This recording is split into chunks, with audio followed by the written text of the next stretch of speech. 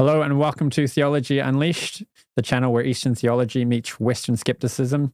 I'm Arjuna, and today we're going to be discussing hermeneutics. I've got Krishna Kshetra Swami on. He's an academic. He studied at Oxford University, and he's going to be talking to us about hermeneutics.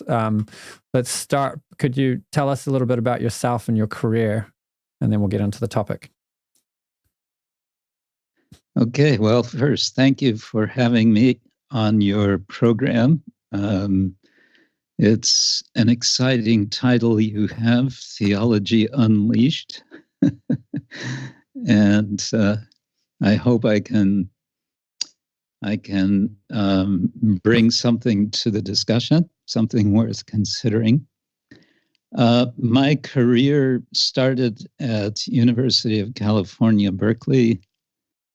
Several decades ago, I interrupted studies to become a monk in the Hare Krishna movement, ISKCON.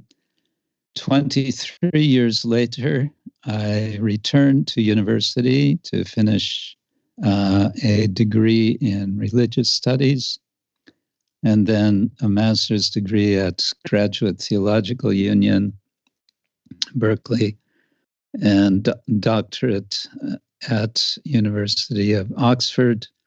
I've done some teaching. I'm very much a late starter in the academic world, so still I've done some teaching, University of Florida and at Chinese University of Hong Kong, and I have also taught at University of Pula in Croatia, of all places.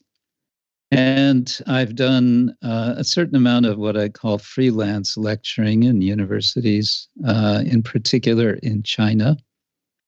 And in fact, I just published a book with Yunnan University Press called Advancing Across the Great River,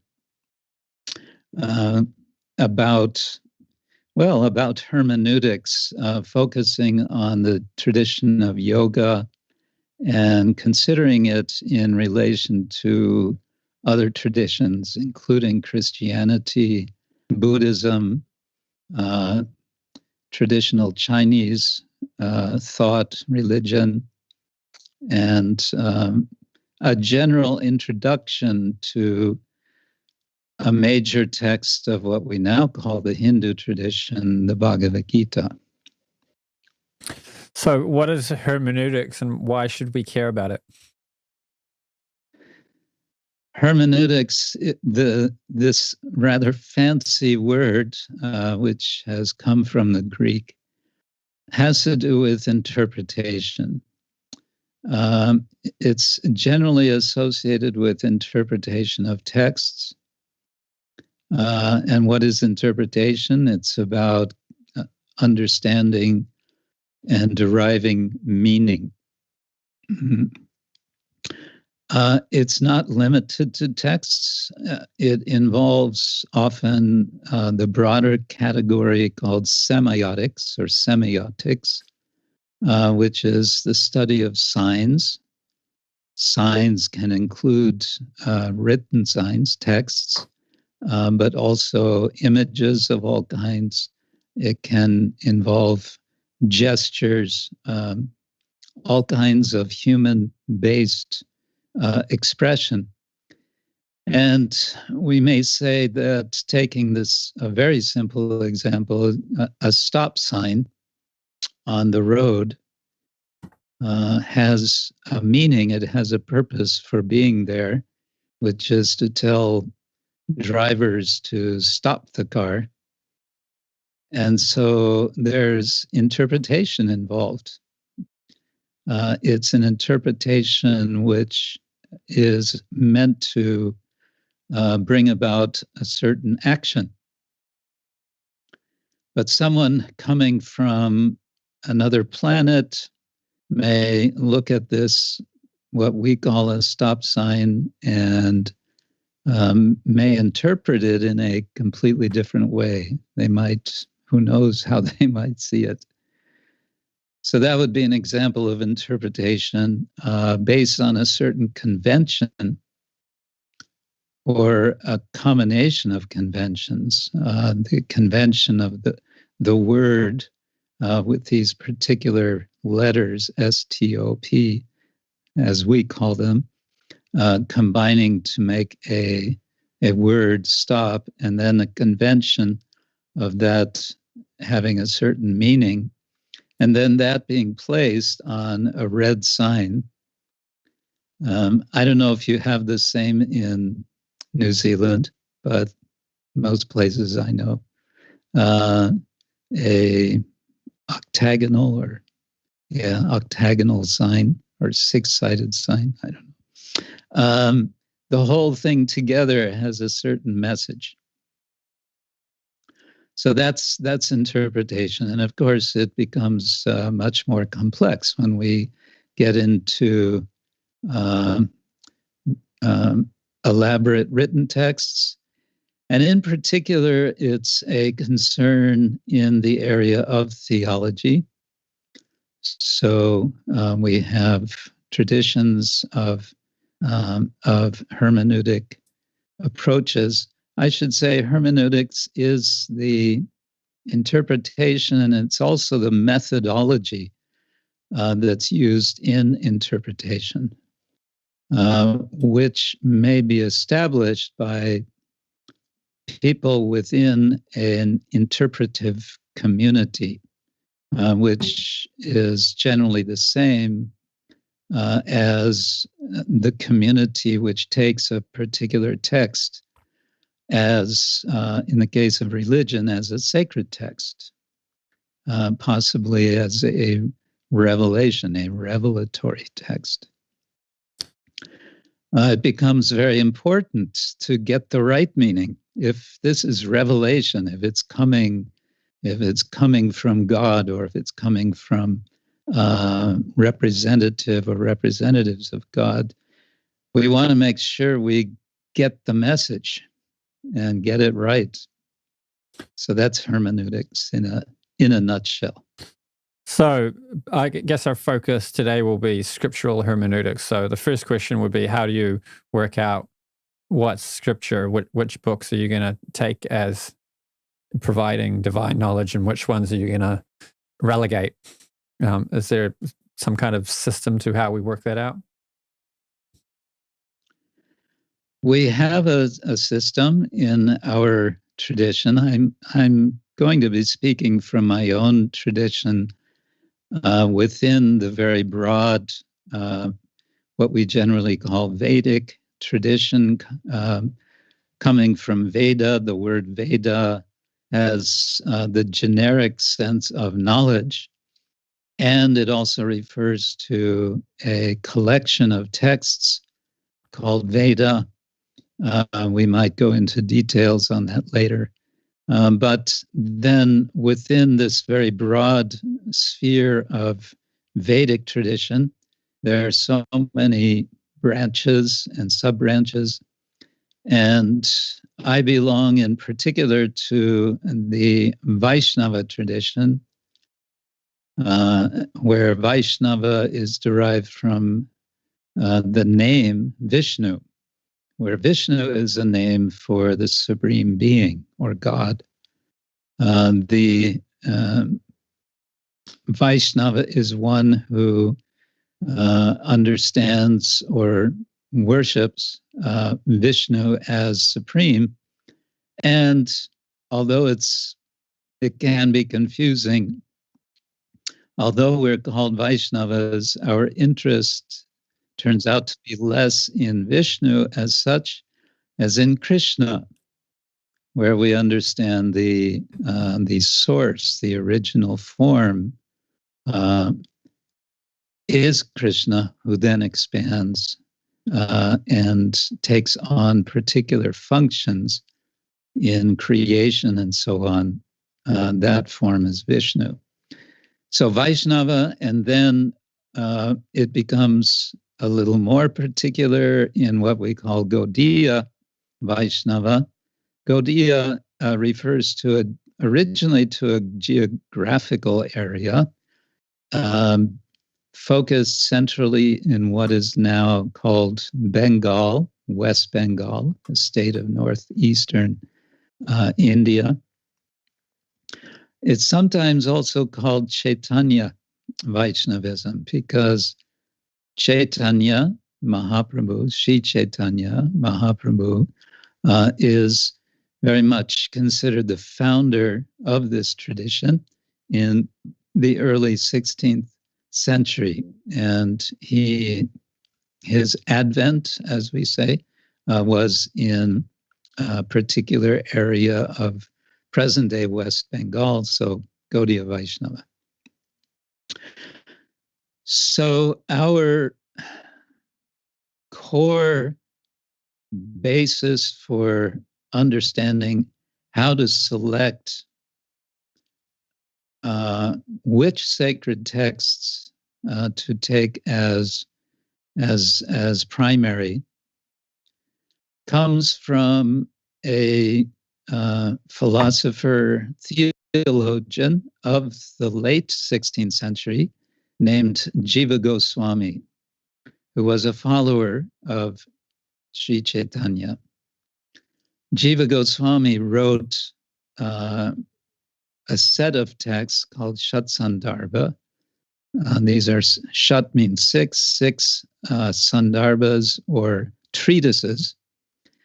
And I would say I'm inclined to compare him with St. Thomas Aquinas in the Christian tradition in terms of Aquinas's composing of the Summa Theologica, or Theologiae. I get the pronunciation always wrong. It's so the Shat-sandarbhas is a very comprehensive work which begins with an analysis of how do we decide which texts to take as our core basis for understanding spiritual truths or in eternal or enduring truths. This first text is called the Tattva Sandarbha, where Tattva can be translated as principles.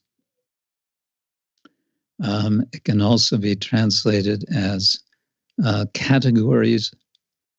And what Jiva Goswami does in the first part of this book is a process of elimination, we may say, in which he considers, first of all, pramana, the pramana kanda. Pramana means the means of knowing. It's the epistemology of the Vaishnava tradition. So he looks at what traditionally are counted traditionally in the Vedic tradition as a total of some 10 different sorts of ways of knowing. And basically he reduces these down, looking for the most reliable source of knowledge. Apologies for some of the side sound. We're in a holiday place here in northern Poland, people with their small children. There's not much of it coming through your mic, fortunately. Oh, okay, good.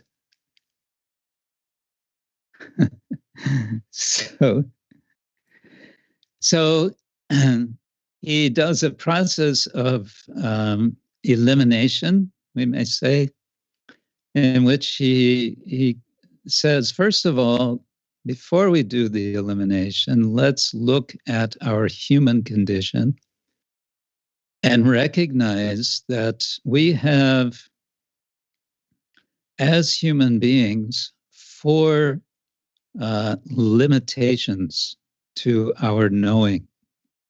And the 4 types of limitation Brahma, Pramad, Vipralipsa, and Karana Patava in Sanskrit. First is we tend to make mistakes. The second is that we tend to be subject to illusion. The third is Karanapatava, Brahm Pramad Vipralipsa. Vipralipsa, the tendency to cheat, to make claims of knowledge which are not actual. And the final one, Karanapatava, means that our senses are imperfect. They have their limitations.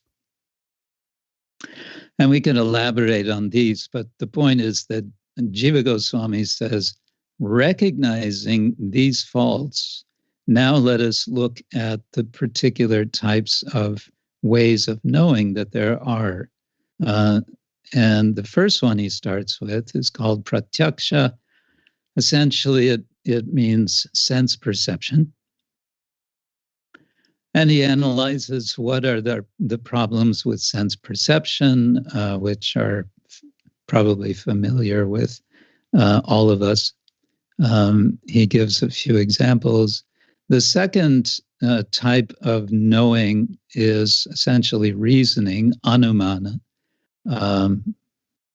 Sometimes or generally employing some sort of logical reasoning, formal or informal logic, for which there's a classic syllogism given in the Vedic tradition.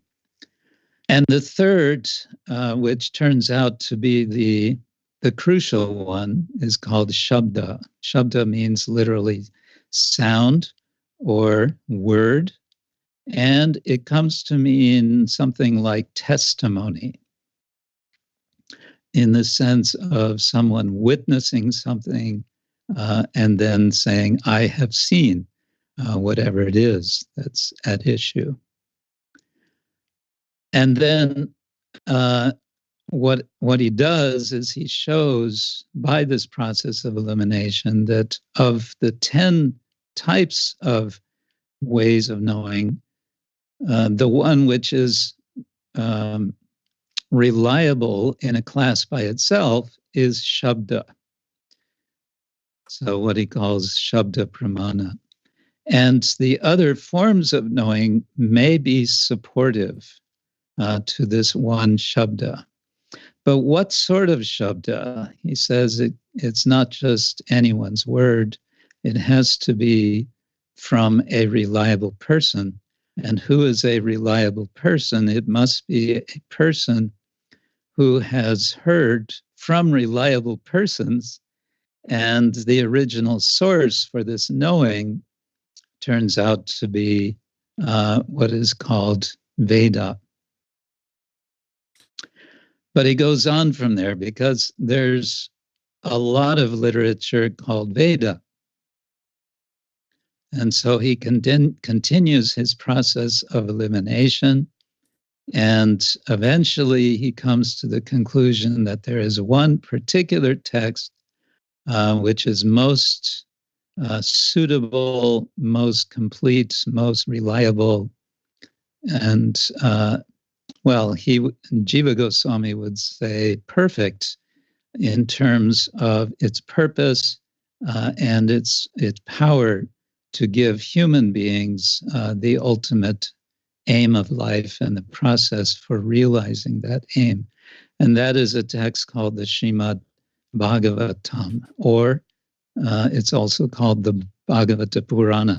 So there's a lot there that you just covered that we could go into deeper, and maybe we should spend a little bit of time on some of those points. So we're kind of crossing into epistemology a little bit. So I believe modern science is predicated on Anuman and Pratyaksha. So it's all about observation and deduction, or logic. And scientists do acknowledge the limitation that there's what's called the induction problem, that the example I heard from a Christian scholar recently that's quite good is, the chicken gets fed every day at the same time. So it comes to the conclusion that every day at that same time, it's going to get fed. But then one day it's dinner. So its conclusion was wrong.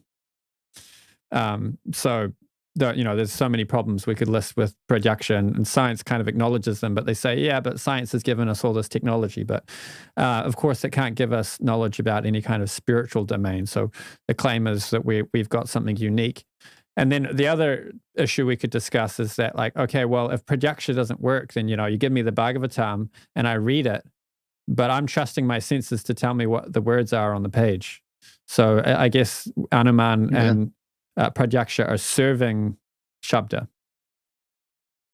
Yes. And Jiva Goswami addresses that issue of how do I know that from my reading what's on the page that I will get it right. He actually addresses that. He anticipates that doubt. And he says basically, language is clear enough that we can understand, straightforward language. And he gives an example. He gives a couple of different Sanskrit words, and he says, everybody knows what these two words mean. There's no ambiguity. Of course, we may say, well, but I don't know Sanskrit. And this gets into a bigger subject of how does language work? How do we get from language to understanding, to meaning? And that's a major topic of a whole school of Indian philosophy called Mimamsa, or Purva Mimamsa, and also of another school called the grammarians. They're just called the grammarians. How similar are they to the recent, in the last century, the philosophers who've picked apart language and, they talk about correspondence theory and, Wittgenstein and all this sort of picking apart language? Is there much crossover? I'm sure there is. It's not something I've delved into myself, but I've heard it said from other scholars that that this early Sanskrit discourse on language anticipates the so-called linguistic turn in philosophy by about 2,000 years. Oh, interesting.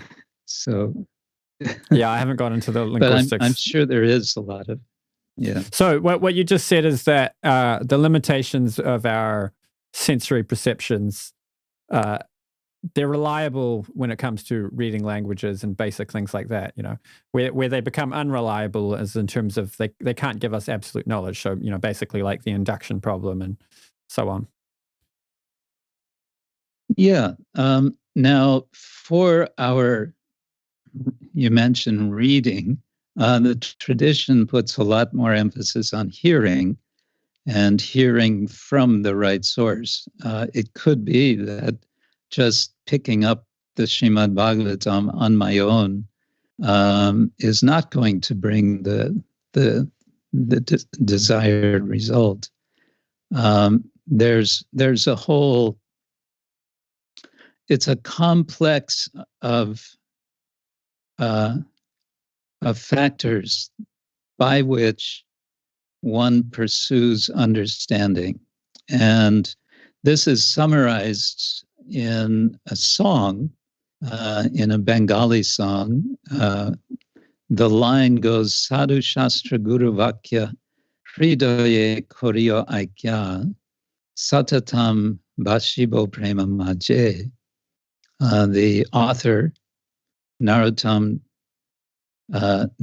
Das from 17th century, is saying that I aspire for that realization, which will be Aikya, which will be a singularity in my heart, not in my brain, but in my heart.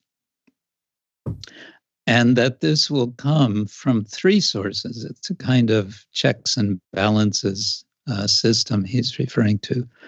One is sadhu, excuse me, sadhu, which means those who are, we can say, dedicating their lives to the practices of the culture of bhakti, of devotion, following the tradition. Then Shastra, referring to the texts, and Guru, referring to one's chosen teacher, one to whom one has turned and become dedicated to, traditionally and typically for a lifetime, not as in the university, you go for a course and then you're finished, but for a lifetime. So sadhu, shastra, guru, vakya, the words that are coming from these three, chittete or hridaye, korya aikya, may they become altogether one single vision in my heart. And as a result, because we're looking for a result, we don't just want to do it as a hobby or as an amusement. Satatam bashibo prema maje, that I may float in the ocean of love of God. The whole purpose, it's understood by our tradition, is to realize what is called Krishna Prema, or love of God.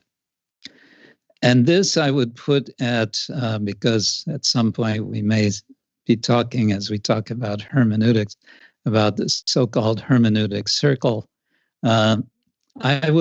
They generally don't talk about a center to the circle, and I would say there is a center, and the center is the Supreme Being, or God, and the pursuit of that Supreme Being through what we in our tradition call bhakti, or devotion. So let's see, where were we? So Pratyaksha is able to give us reliable information enough to read a text. Logic, so right. most it's pretty common these days for philosophers and scientists and theologians to think that logic is something you can rest your hat on. But I believe Jiva Goswami argues that logic can be used by someone who's expert at it to argue any conclusion. Is that accurate? Yes. Not only Jiva Goswami, there are many critics within the tradition, the wider Vedic tradition, who have pointed this out, that logic can be used, as you said, logic can be used to argue anything you like. And that, of course, is, and modern logicians, I think, will say the same thing, that logic by itself does not necessarily bring us to truth. It has a certain limited capacity for gaining knowledge. Right, but then we still use logic and sense perception, as we've discussed, because when you're interpreting a passage from Scripture, if it's illogical, then you'll find an interpretation which makes logical sense. Yes. Yes and no. You may encounter something which doesn't make sense to us according to our ordinary experience. Before rejecting it, we want to allow ourselves to get a sort of knowledge which perhaps will come not through our reasoning and our perception directly, but may come from within, from a higher source. Let's put it that way. So I think in any worldview, you've got to at some point say this bit's inconceivable. So with Mhm. the naturalistic worldview, that kind of happens at the Big Bang and the beginning of time and so on. And it also happens to some extent in every atom all the time. How is it that electromagnetic fields are affecting electrons and vice versa? But we can't really if an electromagnetic field is a very different thing from an electron, yet these two things are interacting. And, Yes, as Stephen Barr was saying, I heard part of the conversation you right, yeah. gave me the link. Yeah, Yes. that's where I got that. How does gravity work, right? How does gravity work? Yeah. We don't know how. Or spooky action at a distance. Quantum physics is pretty bizarre. So for scientists, they place the inconceivable in every single atom, basically. They put it in the creation everywhere. But the Vaishnava paradigm, the Vedic picture, places the inconceivability arguably in a place where it's fit to put it, and the absolute truth and God. and when we do that, then everything else becomes conceivable. So where I was going with that is like, you could say, oh, it's illogical, like there's all these arguments that Christians use to argue for a beginning, and then they bring in the Kalam cosmological argument, and then there's like Grim Reaper paradoxes and back and forth. My take on it is that we have no experience of infinity, and our little brains are not capable of conceiving of infinity. So I don't hang much on arguments that deal in infinities, because even if it seems illogical, I think we just can't trust our ability to reason about something like infinity. So this is in relation to your point that sometimes we put logic to the side when we're interpreting scripture. Yes, that would be one way. Of course, infinity, limitlessness. One of the first definitions that Ramanuja Acharya, another of the great, he's also a kind of Thomas Aquinas from South India, from what, the 11th century. One of the first definitions he gives of God is that he is achintya, he is inconceivable. It's not that he stops there and says, therefore, we cannot even begin to discuss. Rather, that's a starting point. And then he goes on to say, and God has unlimited, wonderful qualities. And of course, the idea is that there's also conceivability. In his ultimate inconceivability, there are also conceivable elements which can be discussed, which can be communicated and appreciated and celebrated.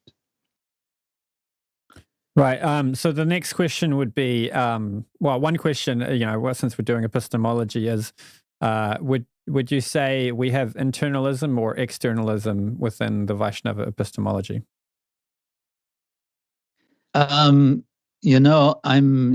I have to confess, I'm not sure about those terms. Okay, right. So how you're using externalism has a very technical meaning in epistemology. So internalism, so externalism is like Alvin Plantinga's argument that God could give us a sensus divinatus, which is an ability to perceive God, and through that we can know His existence.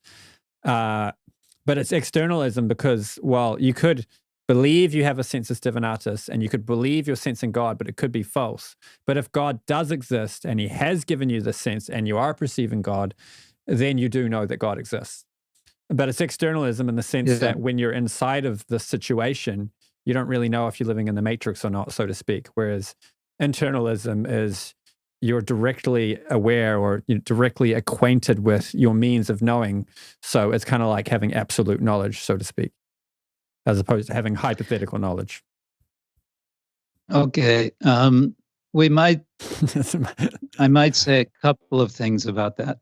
One is that within the tradition, and this is something, again, that Jiva Goswami speaks about, there's avaidusya pratyaksha and there's vaidusya pratyaksha. Gets a little technical, but it comes, vaidusya, it comes from the word dosha. Dosha means fault. fault or faulty, and Vaidusha means faultless. And so it's understood that there is a possibility of having Vaidusha Pratyaksha, or faultless perception. And that faultless perception is generally applied, or the possibility of it is generally applied to someone who is extremely advanced in yoga, whereby it's understood here's a person who has passed through all the many obstacles in the focus of the mind and the senses to be able to become utterly and completely absorbed in the object of attention, which is called samadhi. And in that state, such a person's perception is called Vaidusha, or faultless. Right. Now, a broader picture may be helpful to bring in, and that is, and this is very broad, this comes in the study of religion in general, is we can say there are two general approaches to religion.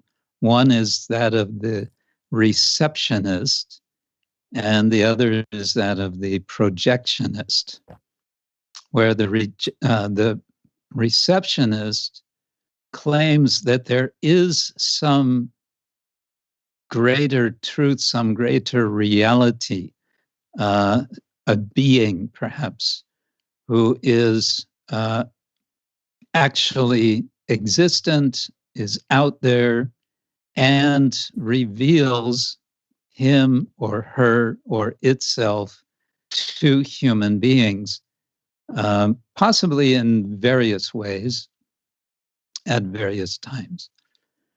So that's the more religious understanding. And then the more skeptical understanding is that of the projectionist, who says, no, we are, as a species, highly imaginative.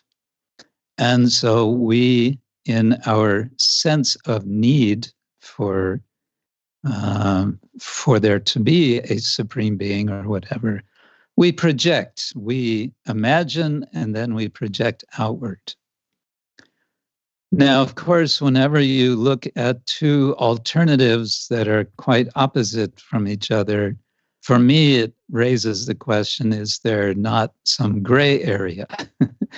And it seems to me there is a gray area in which there's certainly a lot of projection, and there is something being received. There is reception. The reception may be faulty. It may be partial, but reception it may be nonetheless. Now, in the Bhagavata Purana, there's also a discussion about this toward the end, in one of the late chapters of the 10th book. It has 12 books altogether. The 10th book is by far the most extensive, describing Krishna's appearance in this world.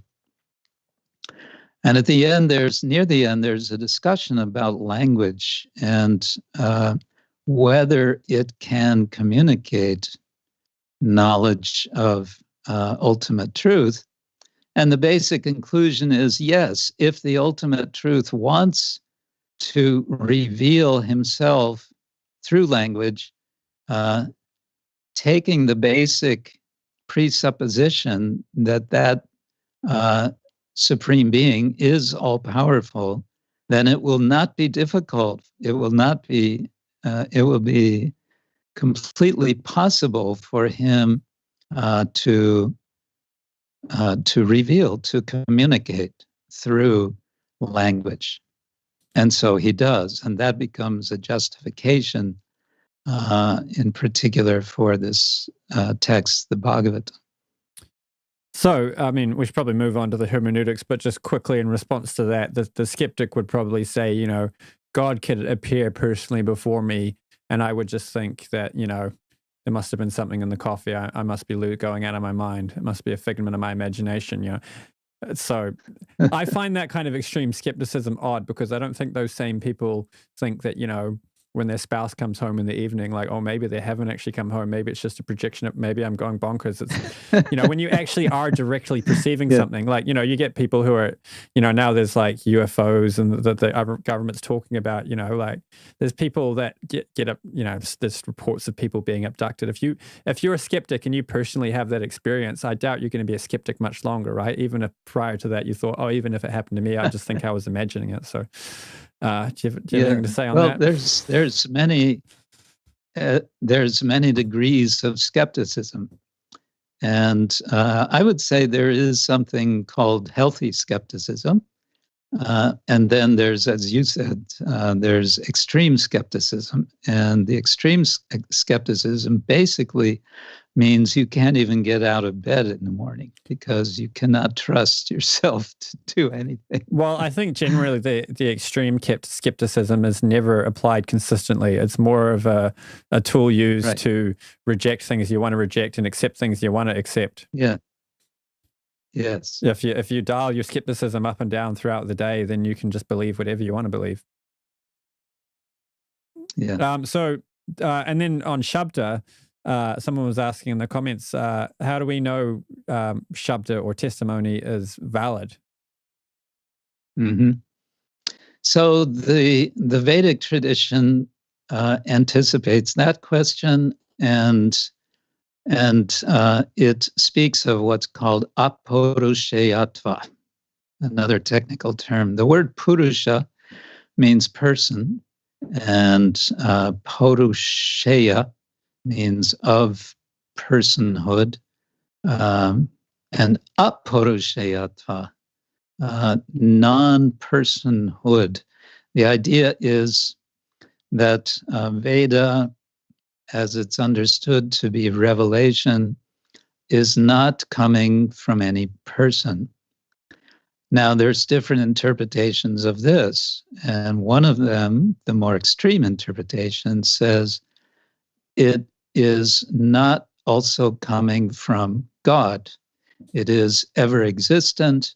It is coexistent with God, or you can say it is,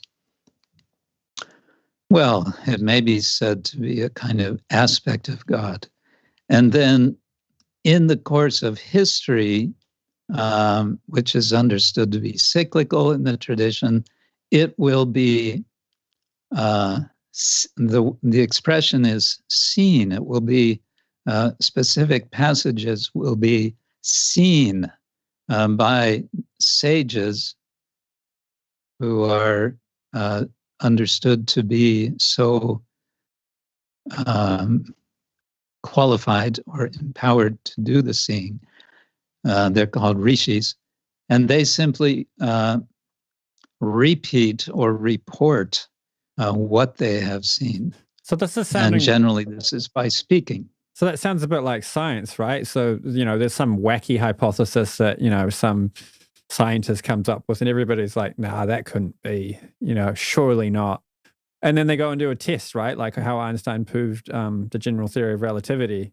And they're like, oh my God, it has been proved. Mm-hmm. And, a couple of scientists do the test, a couple of scientists repeat it, and they report to the world, and the rest of us just accept it.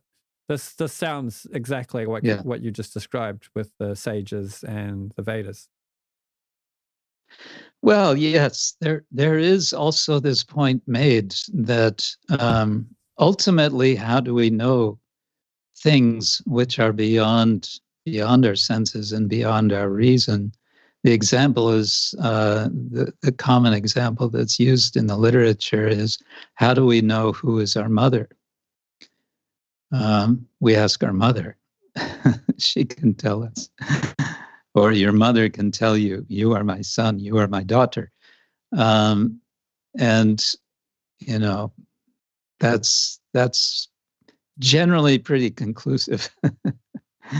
So in a similar way, the Veda in general is sometimes referred to as mother, as the source, the mother, the female source of knowledge, where the guru is equated or identified with the father.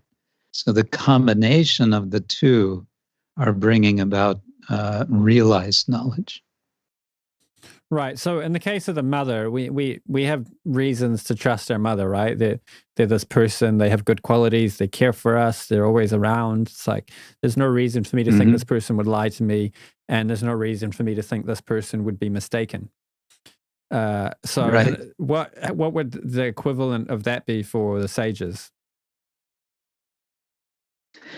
The equivalent of that for the sages would be our trust in the teachings through the experience that we have. Ultimately, it is a fact that we come down to personal experience. So our experience of their teachings, our application in our lives of their teachings, but that application implies also some initial faith. And it's been pointed out by, I think, several people that thinking about any kind of knowledge, an initial principle prior to knowledge is some sort of faith. So the tradition says like that also. In fact, the uncle of Jiva Goswami was Rupa Goswami. He said, Adau Shraddha. In the beginning, there must be faith. It may be very little faith. It may be a faith which says, well, let me see if there's something to this. So it may be faith mixed with a lot of skepticism, but nonetheless, some kind of willingness that let me see if this works. Right. So the word faith gets debated and what it means between theist and atheist, and especially particularly, the Greek word is pistis, and they argue about what was meant by it. So could you give a definition of faith? Okay, I don't have it on the tip of my tongue in Bengali. Shraddha Shabde Vishwas Kahe. There it is. Shraddha Shabde Vishwas Kahe Sudrida Nischoy. Krishna Bhakti Koile Sarva Karma Krita Hoy. It's a definition in scripture called Chaitanya Charitamrita of the Gaudiya Vaishnava tradition, which is telling the life and teachings of Sri Chaitanya. He says this, or the author, Krishnadas Kaviraj, says, Shraddha, this word Shraddha, Vishwas Kahe, he uses another word for faith, Vishvasa. Sudridha Nischoy, very strong conviction. What is that conviction? Krishna Bhakti Koile, that if I engage, if I do Koile, Krishna Bhakti, the practices of bhakti, of devotion, and there's an elaborate discussion what that means. Krishna Bhakti Koile, Sarva Karma Krita Hoy. Then all karma, all necessary duty, all activity that I might think I should do to become happy, to become successful in life, all of that is done. Krita Hoy. So that would be one way of defining. In the broadly speaking Indian tradition, Shraddha has very much to do with a sense that if I do X, I will get Y result. Right. So maybe we can compare this to self-help advice or get rich advice. So, and a young entrepreneur is working extremely hard, taking on great difficulty and taking great risk in order to become a multimillionaire one day. And they're just doing that based on faith. There's no guarantee that it's going to happen. They've seen other people do it and succeed, but that doesn't mean they're going to do it and succeed. And similarly, we can look at other people who I mean, I think a key element here is you see somebody who has something you want. So, for a lot of people in the early days, that was Prabhupada. They saw Prabhupada, and he has this love of God, this special state of consciousness, this special kind of bliss. If we can try to use an English word, but it falls short. And this is what I want, and therefore I have faith that by following his instructions, I will get that thing. Yes, I think that's important, and that points to this element that I mentioned in terms of epistemology, the sadhu and the guru. Both of them are there as essential components, along with Shastra, or the revealed text. And you could say that, to take another analogy, perhaps that of cooking, that, you look at a recipe book and it's giving a process how to bake a cake, or how to prepare a certain kind of soup. There's so many ingredients, and there's a process, and you follow the process, and you use the ingredients, and you use them in the right proportions, and so on. Then there's a good possibility that you're going to have the resulting food preparation that you hoped for. So in a similar way, the practice of bhakti, it's understood, if you follow these procedures, if you do what is favorable, and if you avoid what is not favorable, then in course of time, a positive result will come. And as you said, seeing others who appear to have reached that state becomes a very foundational source of faith. That's true. So the skeptic might say here we're kind of divorcing ontology from psychological benefits. So just because you practice bhakti and you get a special kind of bliss, it doesn't mean, Krishna in Goloka plays a flute and sports with the cowherd boys and the cows, and you can go there. It just means you can get a nice state of consciousness in this world. And one thing we could say back to that is, it's not so much that bhakti is promising something that you need to leave this body in order to attain. There's actually the state of consciousness of bhakti, which, the pure devotee can have in this material world in the same body. That's what the goal is. So if you want that goal, then you can achieve that, and you can see other people who've achieved it. So it's not so much that we need to worry about the ontology. And from another element, it's like, well, even if the ontology is true, if you see somebody in that state of consciousness that is experiencing that kind of bliss, and you don't want that, then you won't be happy in the spiritual world. So it doesn't really matter whether you believe in it or not.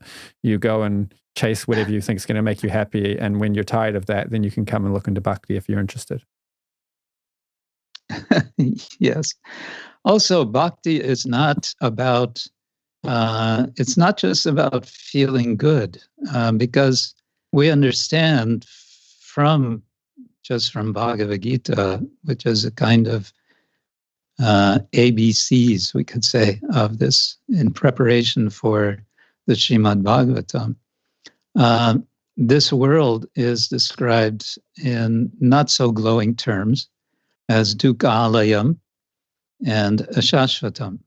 It's a place of suffering, and it is temporary. And that's something which any somewhat reasonable person will be able to agree with. Anyone who has been a little thoughtful may recognize, oh yes, I have experienced suffering, and I do see that my life is temporary.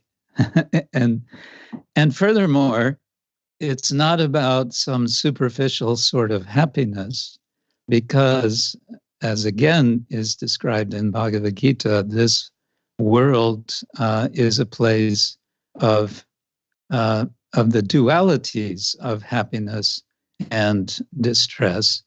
And that is not changed by the practice of bhakti. We never claim that there will become freedom from happiness and distress. Rather, what Krishna tells Arjuna, your name, the original Arjuna, is Shitoshna Shukaduka da Agama Apaina Anitya Tangstitikshasva. You should learn to tolerate these dualities of the comings and goings of, the heat and the cold, the happiness and the distress, the success, the failures. So you mentioned the business person who's looking for success and pursuing it with some kind of faith in a self-help business book, whatever. We're talking on a different level because we're understanding, talking to the businessman, you might be successful, you might fail. What are you going to do if you fail? What's going to be your mentality if you fail? And Krishna is urging us to rise above the success, the failure, etc., by recognizing our identity beyond the ontology, the ontological existence, which is unaffected by these changes.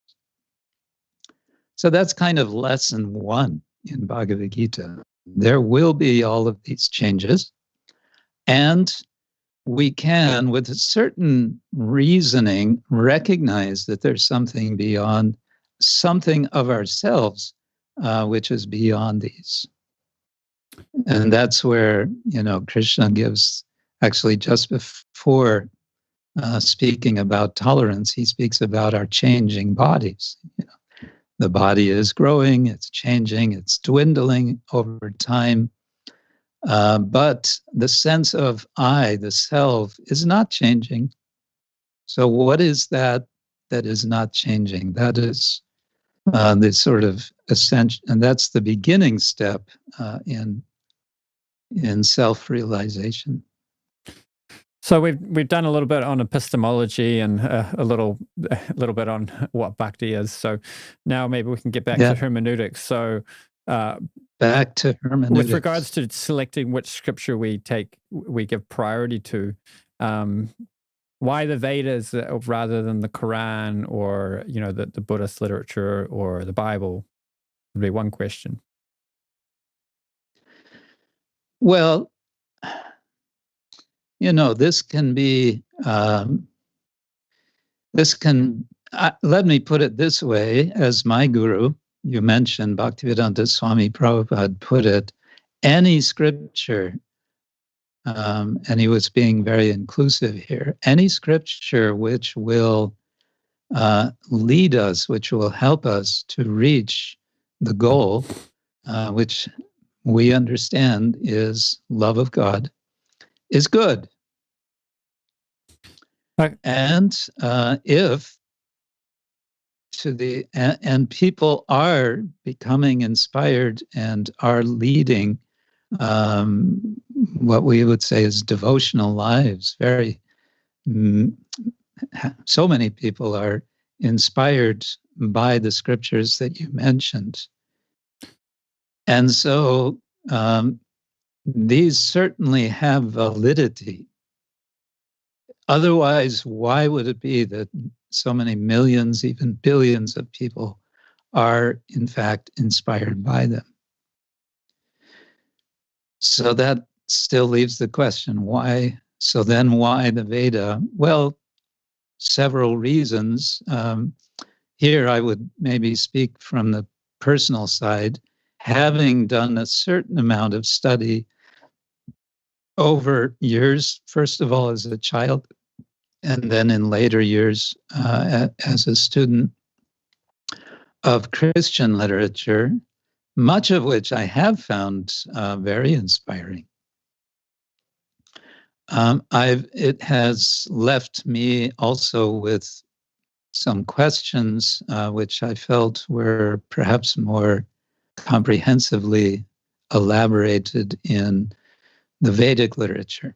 Now, I want to say something else about the word Veda.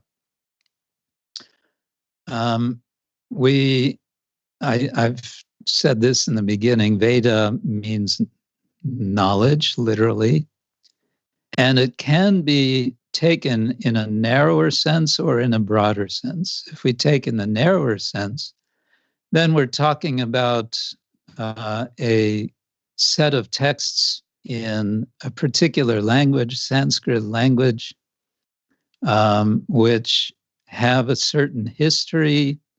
There's a lot of debate about that history. We can also take Veda in a broader sense and say that any literature which is bringing us higher knowledge of the human purpose of life, which is giving us higher knowledge of the existence of a supreme being, of the supreme personality, of the supreme, we say, personality of Godhead, and which is giving a process to cultivate and realize our purpose, could also or can be included in this broader sense of Veda. Right, so that's a nice inclusive point. We can respect other scriptures. They clearly offer benefit, and then we can define Veda as, something coming from India, or we can define Veda as knowledge anywhere it happens to be found. Sorry, I cut you off. Continue. Yeah. No, that's basically it. What I meant to say, I think. Okay, cool. Yeah, I like the inclusivist point and the quote from Prabhupada about how these other religions have benefit if done properly. I'm currently working on a video script on the holy name controversy in Russia and the leading up to the Soviet Revolution around 1913. And it's very clear that many of these monks, through the chanting of the Jesus prayer, which they considered to be God himself in the form of a name, that they were getting immense, spiritual realization. So it's, when you actually study these other religions, it's pretty hard to have an exclusivist bent. There was a book I came across some years ago on that subject, that controversy. And as I remember, it was written by a mathematician. And it was, all I remember is that it was written by a mathematician, and it was published by Harvard University Press. And I think I read the introduction to it. It was quite fascinating. Yeah, it's very fascinating. Yeah, they make some arguments that the God being identical with his name has actually given mathematical insights, and it's relevant for points about math. Okay. There's Saurav in the comments is saying every scripture claims universalism and eternality of their concepts, and if we accept them as true, then why the difference on the conceptions of God? Yes, indeed. Why indeed?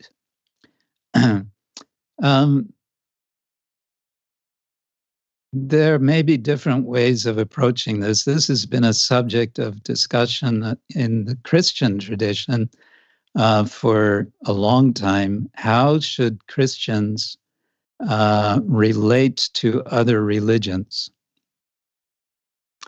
And I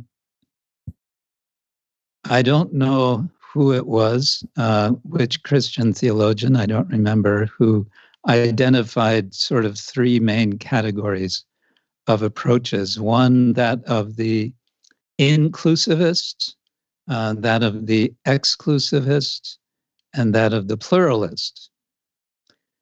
And the inclusivist is one who says that I, as a whatever, fill in the blank, as a Christian, as a Muslim, as a particular type of Christian or Muslim, or myself as a Gaudiya Vaishnava, when I look at so-called other religious traditions and their descriptions of God and their understandings of the practices that I should follow, I can see how all of these can be included within the broader sphere of my understanding. So it's like saying my religion's true and other religions are true in as much as they converge on my religion. And I can see that other religions do converge with my religion, with the truth that comes from my religion in significant ways. And then exclusivism says, you could put it like that. My religion's true and everyone else is wrong. And then that's pluralism. That's a nice, simple, perhaps New Zealand style way of putting it. I try to do the popular level stuff and make it accessible. So I'm always thinking of how to explain these things in simple ways. And then pluralism would be many religions are true, even if they contradict one another. Yes, many religions are true, even if they conflict with one another, or the conflict is my own limited perception of them, which may be combined with a limited perception or reception of the different religious traditions. Right. So everybody's climbing the mountain from different sides. Nobody's reached the top. But then we can say that, like give a kind of explanation of how the differences arose, that different calibers of people with different interests and different vices exist in different parts of the world. So God would send teachings and teachers to those people who were, teaching according to their level. And then some degree of misunderstanding may have gone on over the ages to where we have a whole, panoply of religions, which like abridged teachings, which may be to some extent misunderstood, but there's still one underlying spiritual truth and one underlying origin. Yes. In the Bhagavad Gita, Krishna expresses what I think is a very comprehensive principle, is that God reciprocates with everyone according to the way and the extent to which one approaches God. It says, as they approach me, I reciprocate with them. So it's, in many respects, he's saying the initiative has to be with us. But however we approach, and that means also the hardcore atheist, the so-called new atheist, the born-again atheist, God is reciprocating with them as well by hiding. It says, you don't want to believe in me? Fine, I'm not going to, why should I disturb you? Yeah, right. But then my guru, Srila Prabhupada, used to say, for the atheist, God comes in the form of death. Right. Nobody can avoid death. Death will come. And even if in the last breath one is saying there's no God, then God will still take one in the form of death.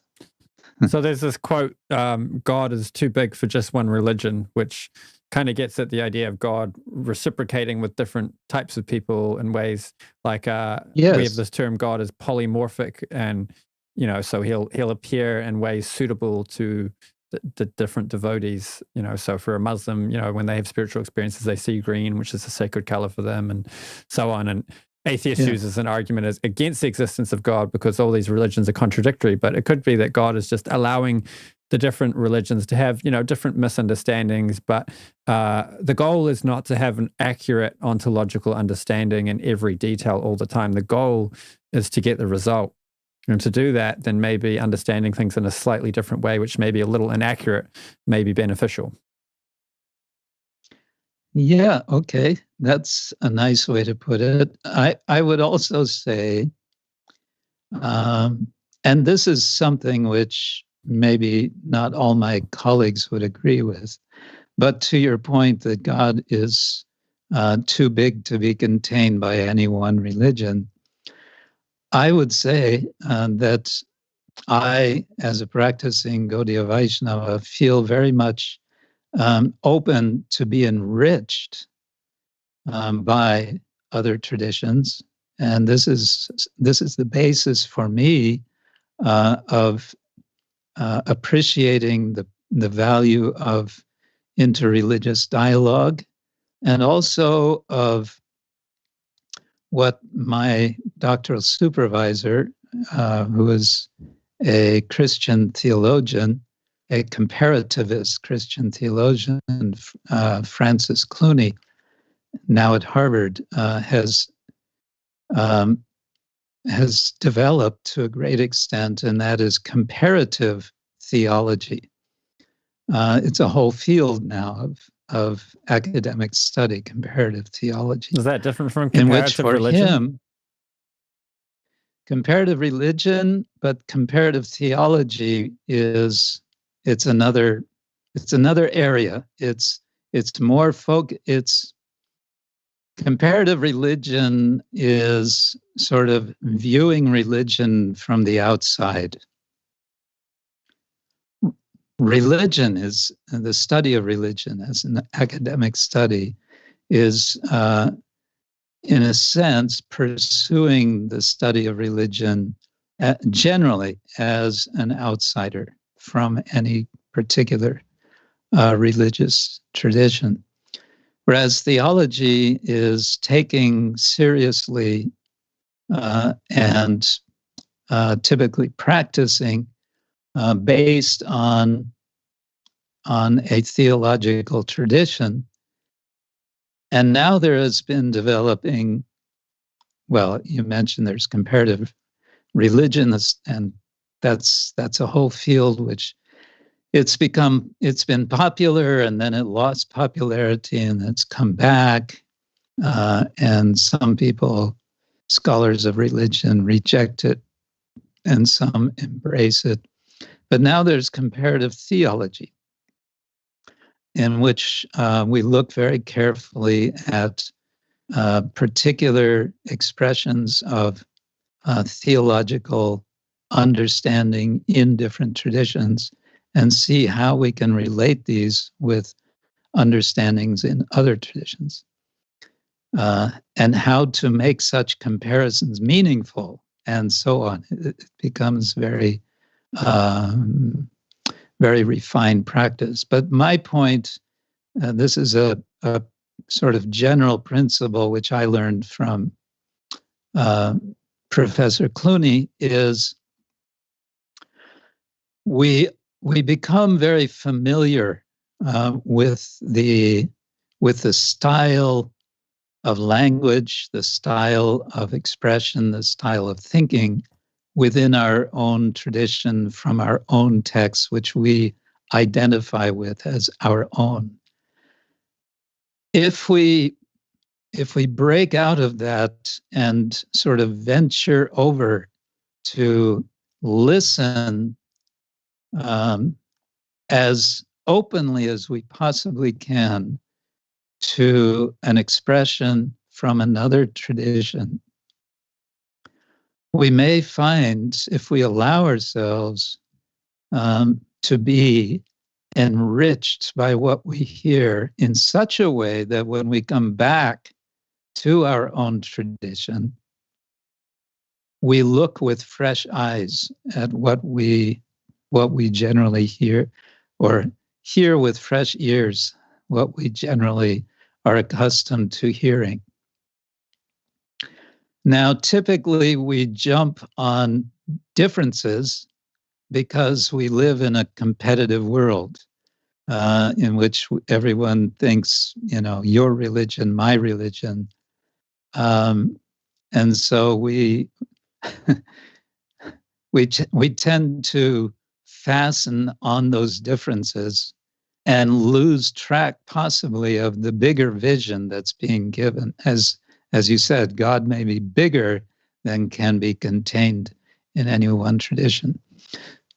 Opening up to a bigger vision of God may be possible with a certain amount of skill and a lot of patience, and possibly some guidance from others, by exploring texts from another tradition, other texts, but also other forms of expression.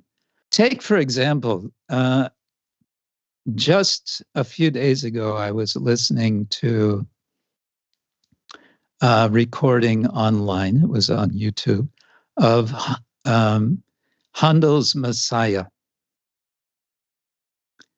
I've heard it before, so many years ago, but I was appreciating sort of with fresh ears this performance of Handel's Messiah.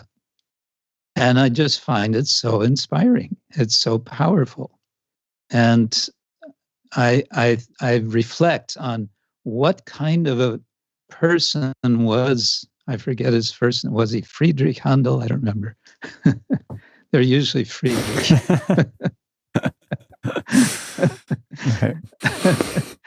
George Handel? I don't know.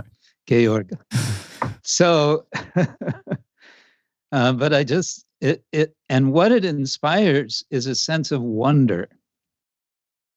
In me, it inspires a sense of wonder and a sense of what must be that vision. George Friedrich Handel.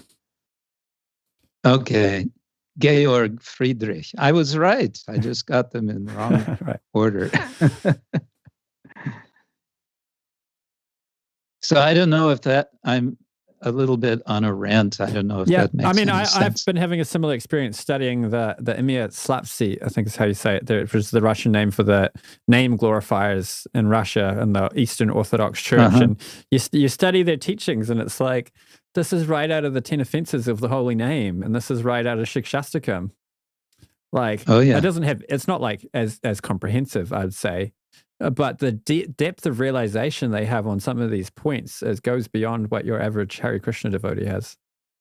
At least the ones I was reading is pretty phenomenal. So we're gone on maybe 80 minutes now or something. So maybe we can try to get to hermeneutics, which is, when you have a passage of scripture and you're reading it, how do you ensure that you're getting the correct meaning? So there's the direct meaning and there's the indirect meaning, and there's various ways to know, tools that might be used. And within the Christian tradition, which we're going to be having a dialogue with Keith Ward, who's a top-level Christian scholar on comparative religion, or maybe we'll be doing comparative theology, hermeneutics, and who was my mentor for my first degree at Oxford, so I know him quite well. It's very serendipitous. I just asked a Christian scholar I know, who's a good Christian for hermeneutics, and he told me 2 names, and I emailed one of them,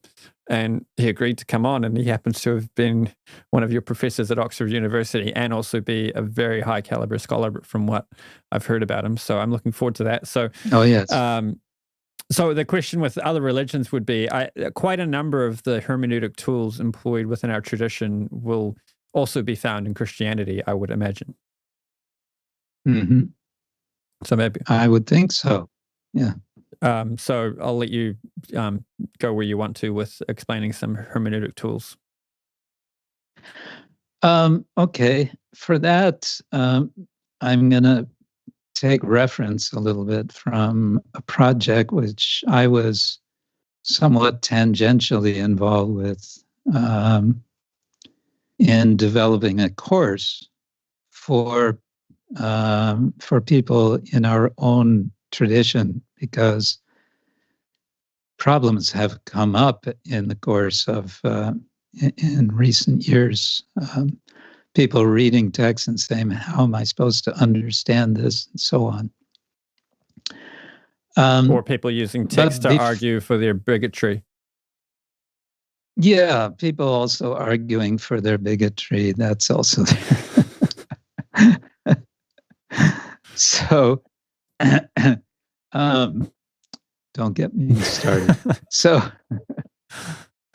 So we came up with, we means a group of myself and some colleagues in my tradition. It's been over a process of about 3 years, actually. We came up with a course in which we identify 40 tools. You used the word tools. So we have 40 specific tools. But before we have the tools, we have 24 principles upon which the tools are based. And then the principles are based, again, on what we're calling qualities, of which there are 6. Well, each one of these 6 is actually 2, so we could say 12. But just very briefly, the 6 qualities are: first, humility and service mood; second, fidelity to text and tradition; third, discerning search for truth; fourth, an honest and authentic conversation; fifth, openness to change and transformation; and sixth, benevolence and generosity. Now, each of those are, very broad terms, and they're not none of them are measurable, but they give a certain direction, a certain sense, a certain ethos in which the practice of Vedic hermeneutics, as we understand it, can be effectively done. Right. So that's kind of like a methodology. Like, these are the things that the qualities you need to bring to the table if you're going to successfully, correctly understand scripture. And then the hermeneutic tools, in terms of like the logic and the grammar and when to take the direct meaning and when the indirect meaning, would be things that you employ from that space. Well, okay. Depends how you want to use the word methodology. I would prefer the word ethos. Okay, yeah, that's better. Yeah. Maybe the whole process, which begins with identifying qualities and then going to principles and then to tools, that entire thing I would call methodology. Oh, okay, right. So I was distinguishing between ethos and tools just then. Right. Okay, let's use methodology. Yeah.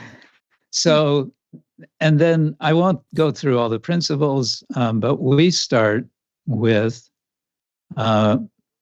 Sri Krishna is the object, purpose, and ultimate goal of all shastric knowledge.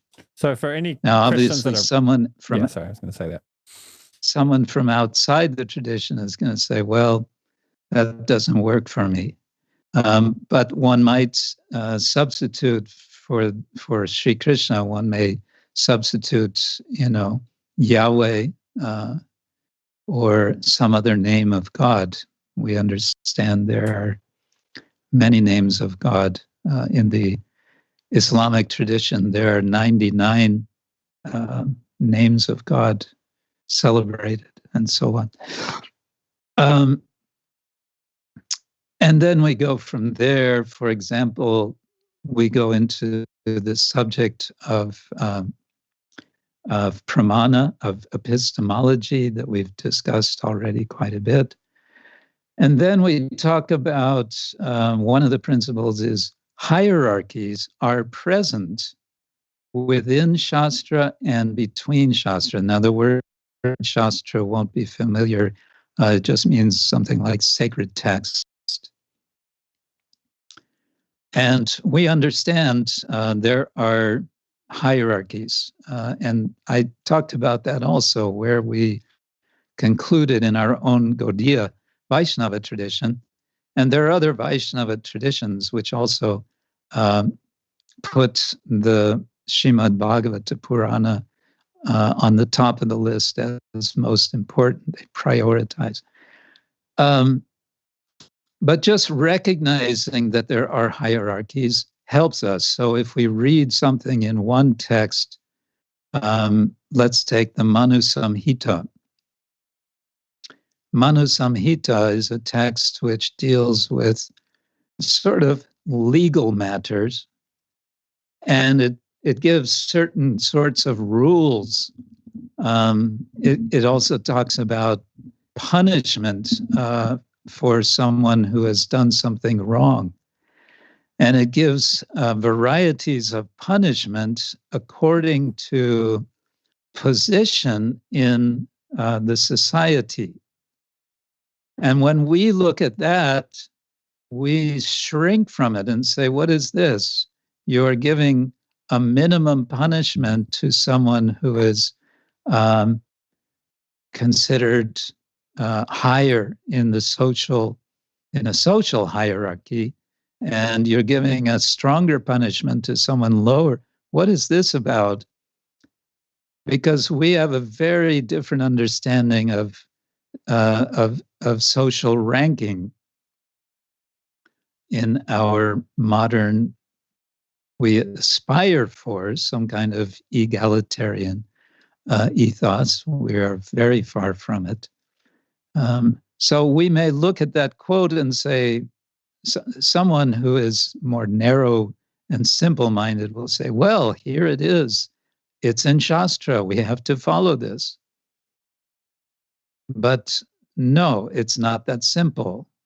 What is the position of this particular text, the Manu Samhita, in relation to other texts? That we have to see. So that would be a principle of hermeneutics.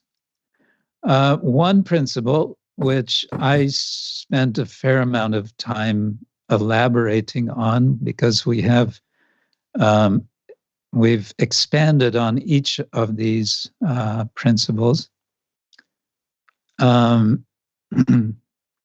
was it's called insight emerges through apt dialogue and through mediation, resolution, or reconciliation of paradox, apparent contradiction, and multiple views. In other words, it's not going to be always the case that that sacred text gives us a clear black and white answer to what is and what is not, or what should be done and should not be done. There's a term, parokshavada, which means indirect speech. Sometimes there are teachings which are not clear, and they can be said to be intentionally not clear. And we want to say, why would anything be intentionally not clear?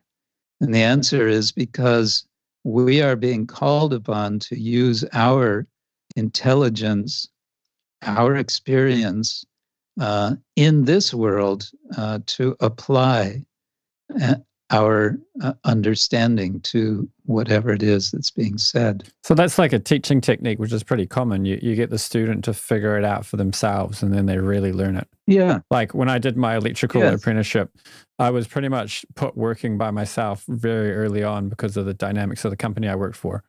But it meant that I learned really quickly. Whereas if I just could like ask somebody every 5 minutes how to do something and what to do next, I wouldn't have learned nearly as fast. Exactly. Now, one of the principles which I especially like that we articulated is this: the highest truth aims at the welfare of all.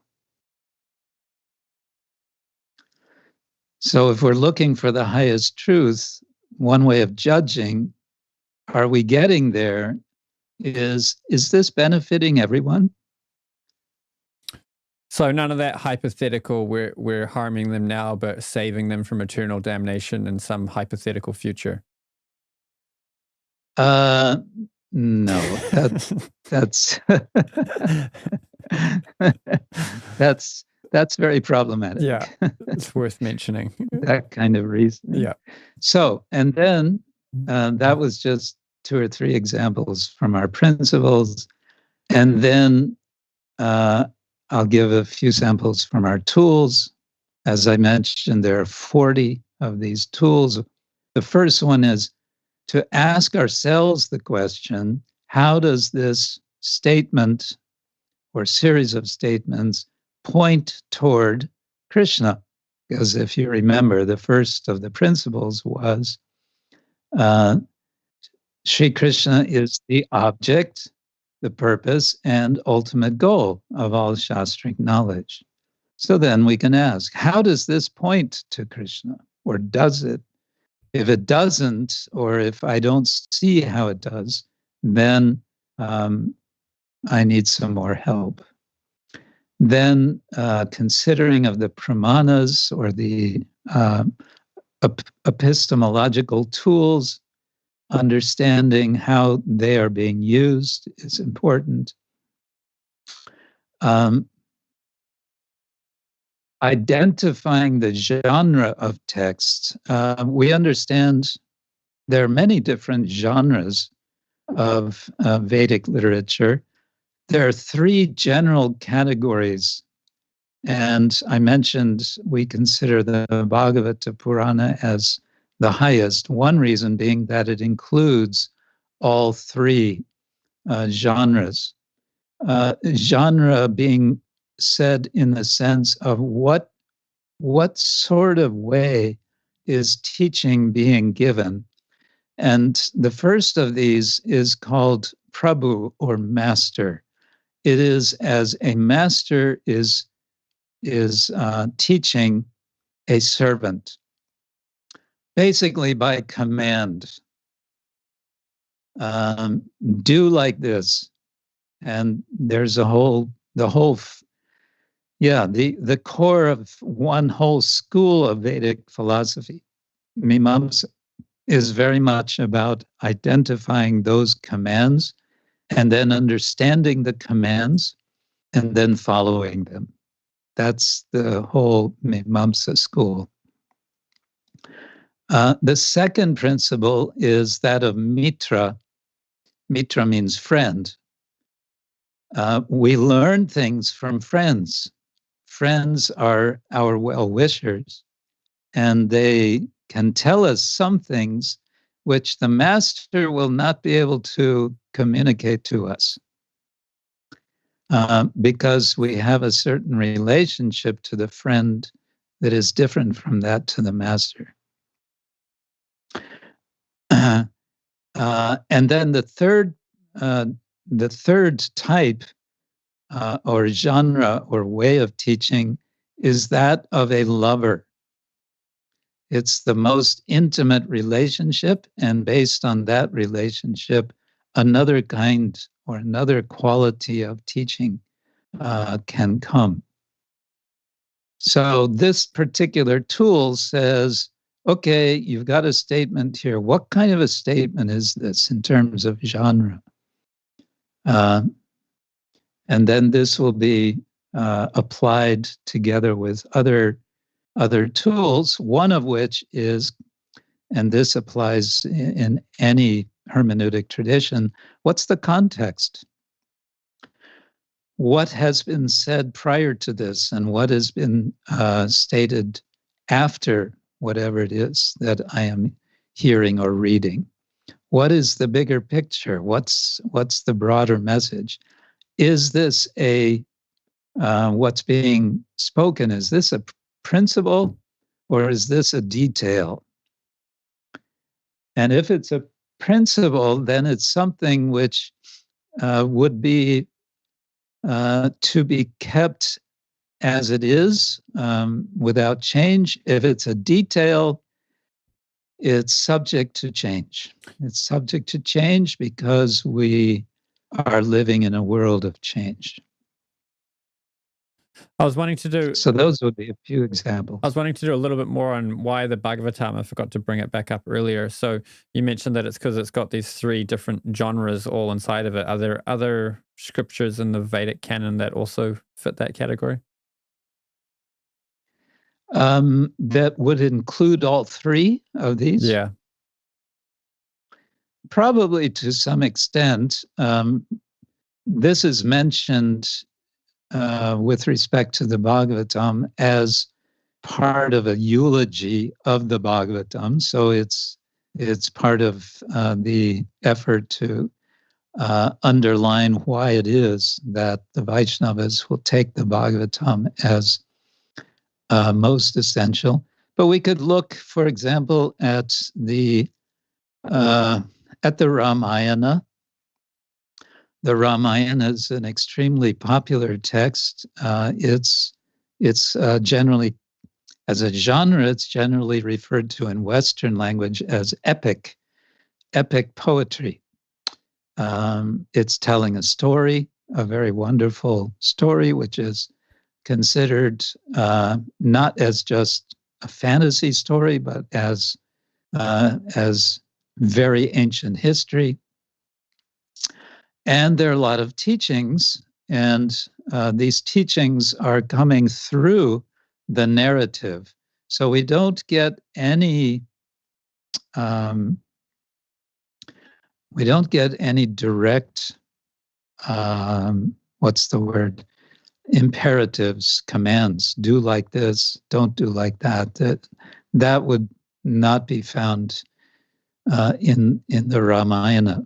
But there would be many portions of narrative which then would be taken by Vaishnavas to say, you see, here is an example from the behavior of Rama, or from a statement of Rama, or from Sita, there is something for us to derive as support for a particular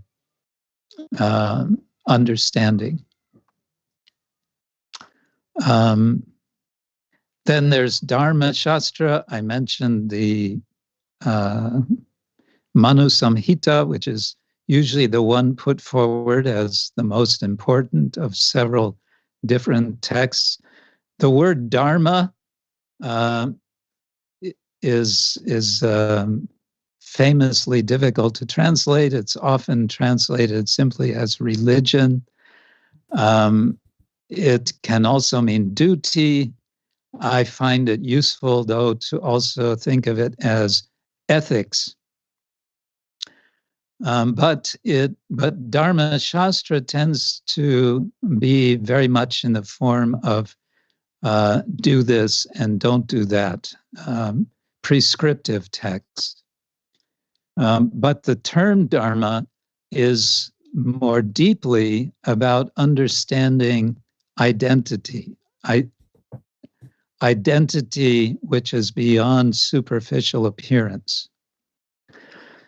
So it's emphasized that we as living beings are of a certain dharma, and that, or our dharma, which does not change, whatever we may think or not think, in whatever condition we are eternally servant. We are servant of God. That is our ontological position. And based on that understanding, then comes the question, okay, if I'm a servant, what am I supposed to do?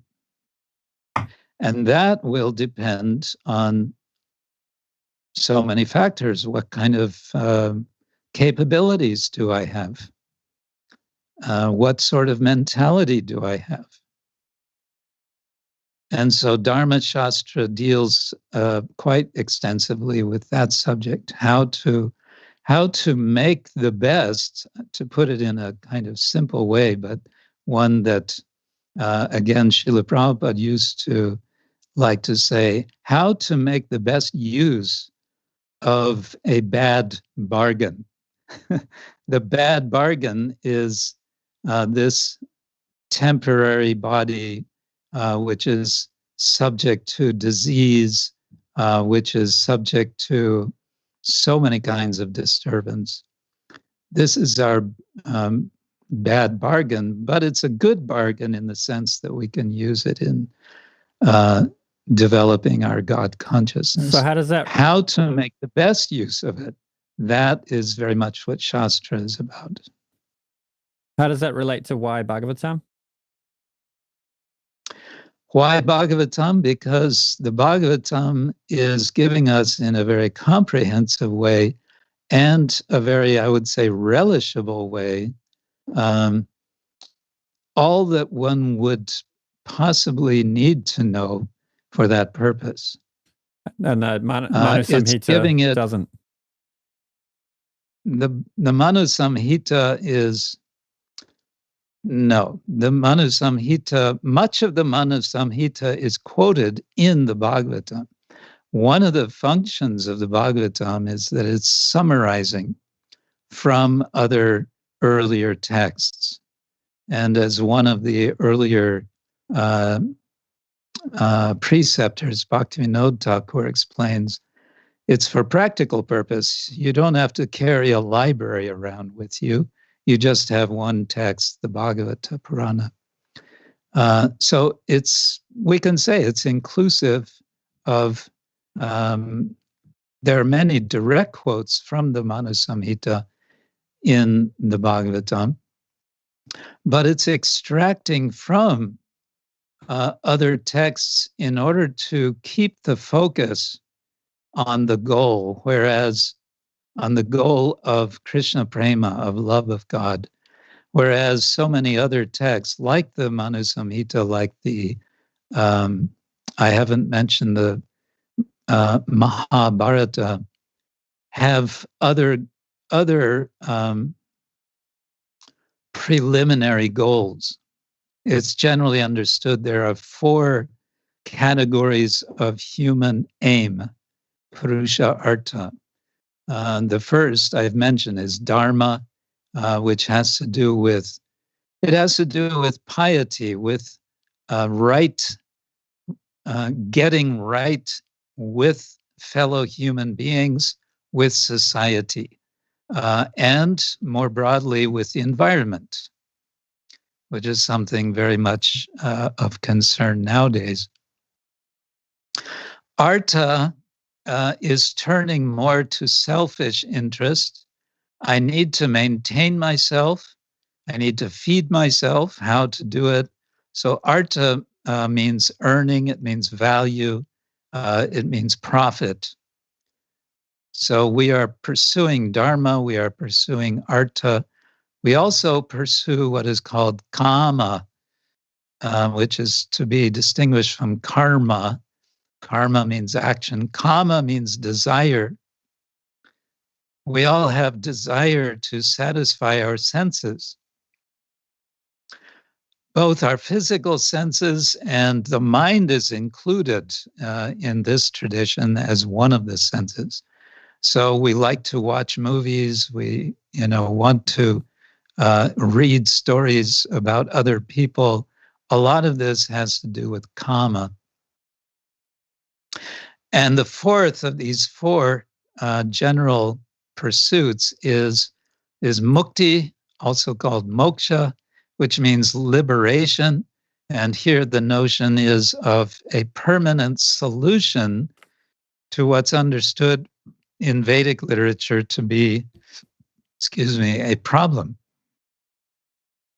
And the problem is that we all have to die, and we don't want to die. And not only that, but we understand we will be reborn, and we don't know where we're going to be reborn. And it may not be a pleasant situation of rebirth.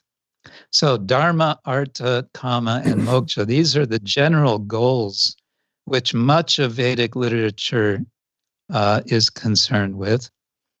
And in contrast to this, the Srimad Bhagavatam is concerned with what's called the 5th goal, which is prema. And it's setting aside, it's not ignoring the other goals, but it's setting aside, or it's putting into perspective these other, the first 4 goals. So in that respect, the Bhagavatam is very much favored by our tradition. So a lot of that, what you just explained, was that we accept the Bhagavatam, we give priority to the Bhagavatam because of the content of the Bhagavatam, and you explained the nature of the content of the Bhagavatam and how it summarizes other scriptures. It contains all 3 genres, and its primary focus is, I mean, perhaps we could say Bhagavat Dharma, and you called it, you said prema. Yes. So the other question would be, what about, from taking passages within the text themselves to work it out? For example, there's those verses in the Shiva Purana and some in the Padma Purana, I think, which mention that Shankaracharya came to give a covered meaning of the Vedas. So that's one hermeneutic we can apply. Okay, somebody might say that's interpolated. I don't know if there's any evidence for that. Evidence for interpolation would look like the Sanskrit being written in a way which doesn't match the way the rest of it's written. I'm not sure if there's any evidence for that. Are you aware of any? That's not something I've gotten into, okay. But it wouldn't be so difficult to interpolate. And Sanskrit is, it's possible to write Sanskrit in such a way that it could fit, so to say, whatever's been written earlier. Well, but I want to say also, because you mentioned 2 Puranas, the nature of the Puranas in general is that they're highly fluid. And this is where the Bhagavata Purana also is different because of its commentarial tradition. You mentioned the Padma Purana and which? The Skanda? Shiva Purana, I think it's called. The Shiva Purana. Whenever we say, oh, it's in the Padma Purana, the first question has to be, right, which edition? Where? Which manuscript? But we're glorifying the Bhagavat Purana. This is my point. And this was one of the reasons that Jiva Goswami said, we take the Bhagavata Purana, because it's of all the Puranas, it is extremely stable. Yeah. Stable meaning we don't find interpolation or extraction.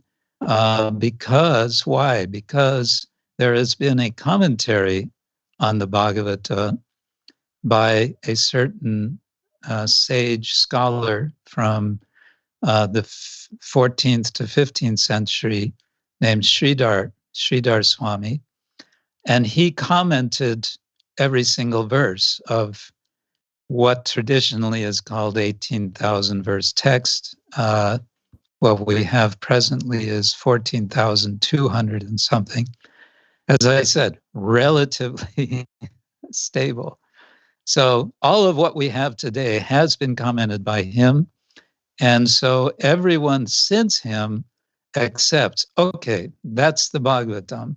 And anyone wants to add something, if you then go and look at what Sridhar Swami has, you can quickly say, no, can't be right, because Sridhar Swami didn't comment.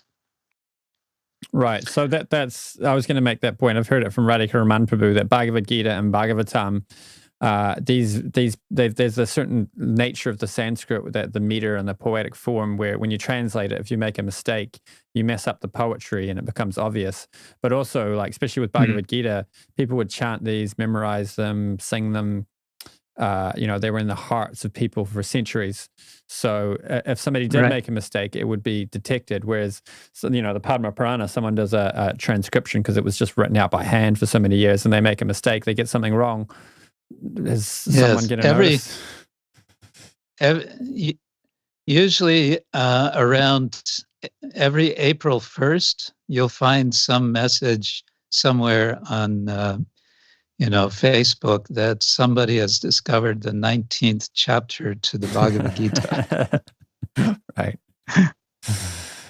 So one reason to accept them is because we know this is the original form of the scripture, or at least extremely close. Whereas with the other Vedas, other Vedic literature, we can't be so sure of that.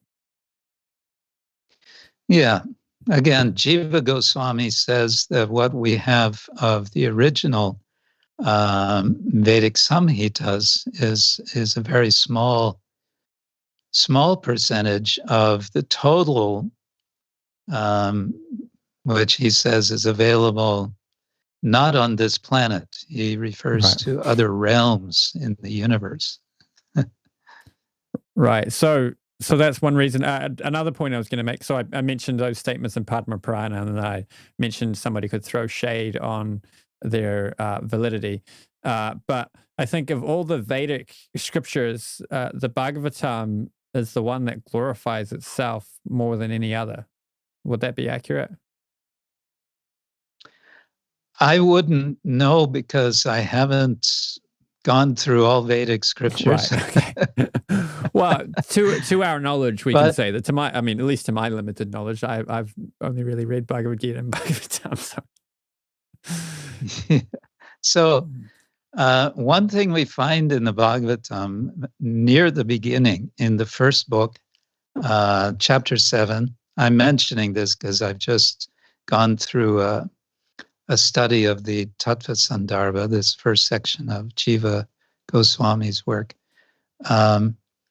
is a very short, it's a series of five verses describing the samadhi, the experience of Vyasa Deva. Vyasa is credited as the compiler of the Bhagavata, and it's a paradox because within the text, he who is said to have compiled the text is being described at a later date by Sutta Goswami. So in those 5 verses, it's mentioning what he saw, and the emphasis Jiva Goswami makes when he analyzes and he elaborates for the remainder of practically the most of the Tattva Sandarbha, he's elaborating on these 5 verses, is that Vyasa saw. This is what he saw. What did he see? Bhakti Yogena Manasi Samyat Pranihite Amale Apashyat Purusham Purnam Mayam Yat Apashrayam. He saw the Supreme Purusha, the Supreme Person, Purusham Purnam, and he saw Maya. He saw the energy of the Supreme Person.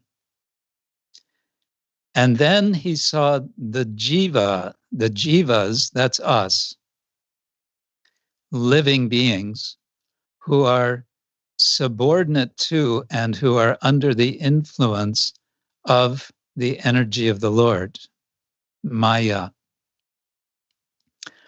And so all of this elaborates, and then Jiva Goswami says, in effect, in these 5 verses, you have the entire philosophy and theology of the Bhagavatam in a nutshell.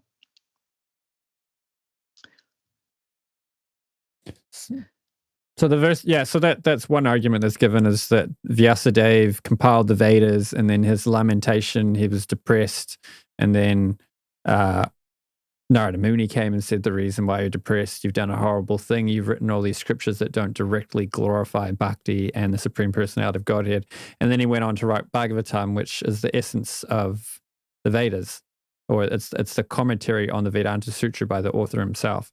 It's called the ripened fruit of the tree of the Vedas. So that's one way the Bhagavatam glorifies itself. But I was also thinking of how the Bhagavatam says, it kicks out all cheating religion, and how it is the torchlight of knowledge in this age of Kali. So I don't know if there's any other Vedic scripture that says this is the book to shine a light into the darkness of Kali Yuga. I also don't know. So, I mean, if it is the case, it's definitely there in the Bhagavatam. If it is the case that the Bhagavatam's the only ones making these claims, and we're going to accept the Vedas all in toto, and then we find that when we accept all of them, this one's saying, I'm the one you want to focus on, then just by accepting all of the Vedas, we end up accepting the Bhagavatam as with priority. Yeah, and we also understand, as I going back to Narottam Das Sadhu Shastra Guru Vakya, we want to look for a culture in which we're going to be able to get Shastra along with Sadhu and Guru who will be able to teach. Otherwise, we can't just go to a library and pick up something from Veda and get much benefit out of it. And it's the Bhagavatam, which has this long tradition of commentary. I mentioned Sridhar Swami, but it goes right up to the present time. It's a living tradition is the point. Well, if it is a spiritual science, then we would expect, like other sciences, that you need to learn it from somebody who's competent in it. So Prabhupada will give the example that you can't just go and get a medical textbook and then call yourself a doctor after reading through it. Yes. Okay, so we're coming up on 2 hours. I normally make these 2 hours, but we haven't done a whole lot of hermeneutics. I don't know.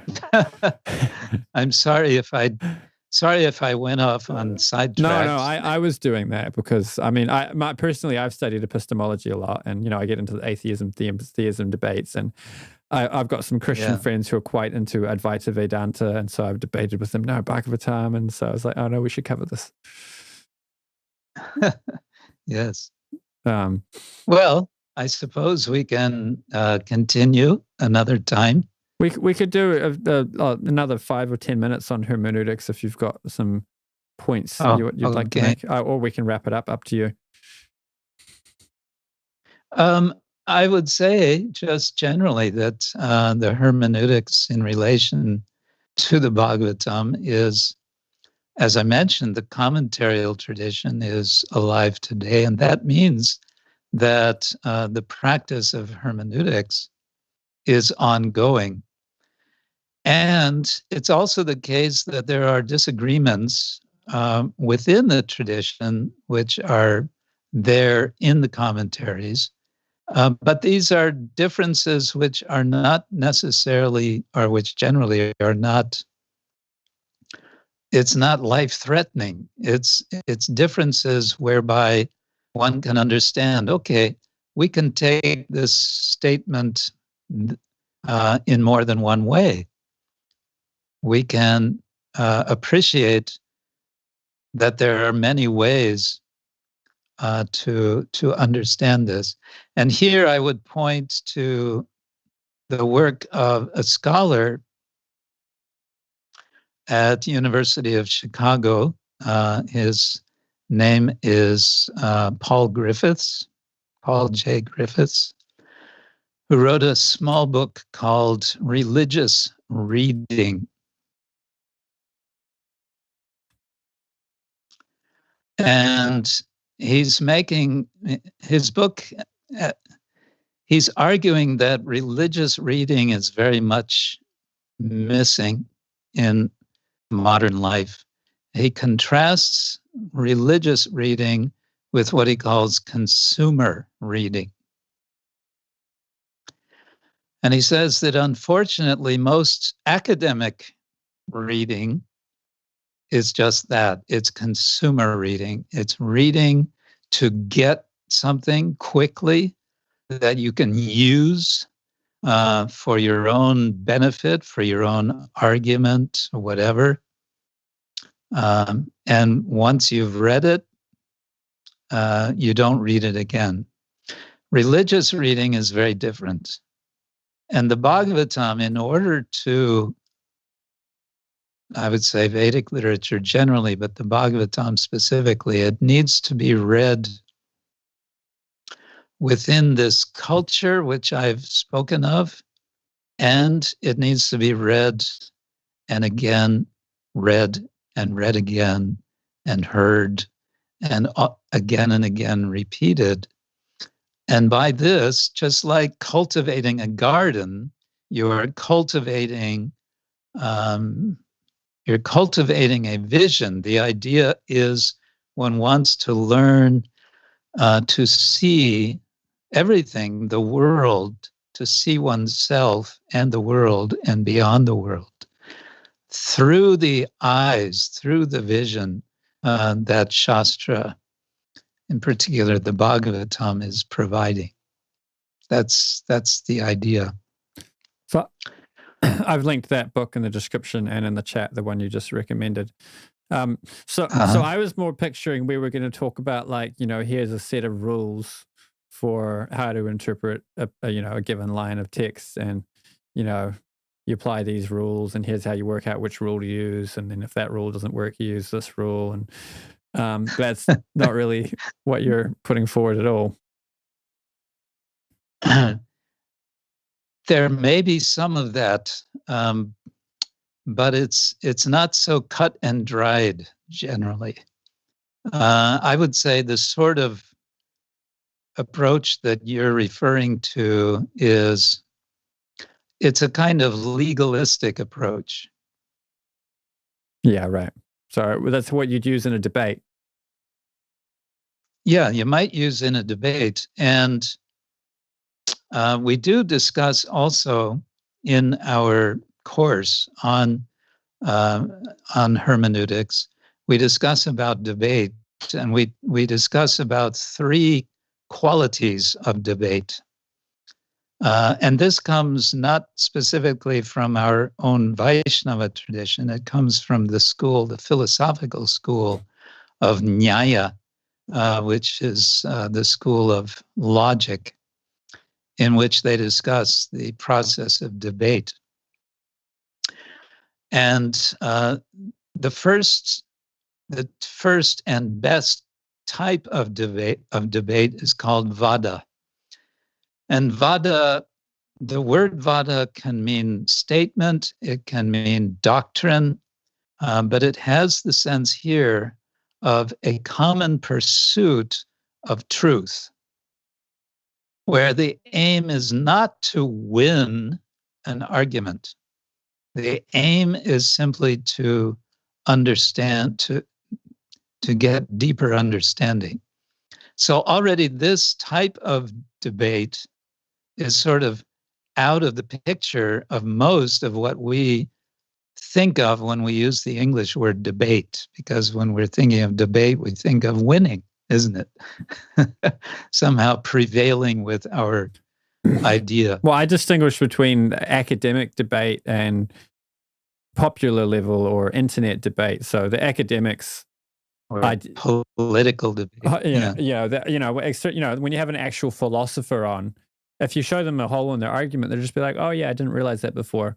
Let me reformulate my argument." Right. Whereas, if you're debating an internet atheist and you point out a flaw in their argument, they'll just use any rhetorical device they can in order to not let the audience figure out what you've done. Yes. They'll throw a red herring in. Even if they later go and change their view, they won't admit that publicly in the middle of a live debate. So I much prefer the philosophical level, although I do think it is nice to, some people need to be publicly defeated. Vada. So Bhakti Siddhanta Saraswati, he had debates where he would publicly defeat people, right? Did he not? It seems so, yeah. But somebody was saying that he did that in special circumstances in order to protect the honor of tradition when he was under attack. He wasn't like, oh, there's this other school and people are believing what they believe. Let's go and win some converts by organizing a debate and defeating one of their acharyas. Right. Well, the famous debate, which later, I guess, he then wrote up as not the whole debate, but his own position, Brahmana O Vaishnava is the title, the Bengali book, in which there was a debate in the year 1911 of who is superior, a Brahmin or a Vaishnava. And he argued that the Vaishnava is, if someone is a Vaishnava, then they are also a Brahmana, but not vice versa. And then he quoted so much from Shastra in order to demonstrate that. And we are told I don't know how hagiographic it is, but we're told that he won the debate hands down. Right. We know from internet debates that everybody always goes home thinking their side won. So I like your point about wondering how hagiographic it is. So Yeah. another point was I can't remember what the point was. It was something about hermeneutics and I started to speak about different types of debate. but it was There's Vada, yeah. and then the second one is Jalpa. That's where, you start getting into argumentation in order to win. And then there's Vitanda, is the worst, where basically everyone is just insulting each other. It's not there's no substance. Yeah, I stay away from those. Yeah. I think it was something about how the point I wanted to make about, like, you said, well, we can't just boil it down to a set of rules.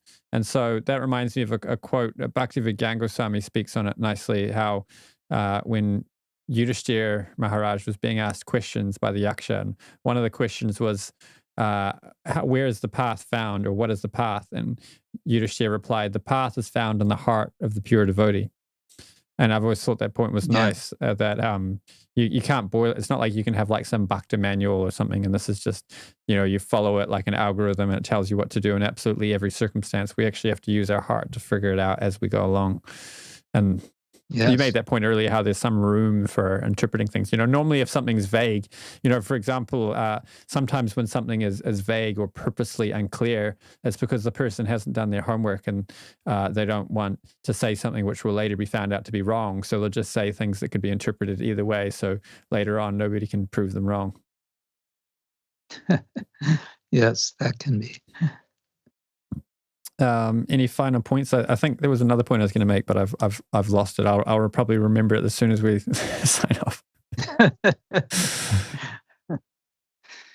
Well, I'll just mention that maybe this is more for an internal audience, but we do have this course. It's specifically for members of our mission, the International Society for Krishna Consciousness. But I think it's also of interest for those outside the tradition, the fact that we